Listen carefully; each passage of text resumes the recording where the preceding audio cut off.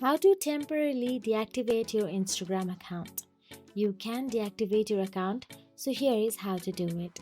First of all you have to do is open the Instagram app on your mobile device and make sure that you are logged into your Instagram account.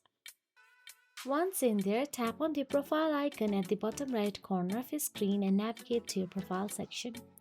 Now here tap on the three lines at the top right corner of your screen and navigate to the settings and privacy of your Instagram. Now here, again tap on the account center at the top. Once you tap on the account center, tap on the personal details option available there.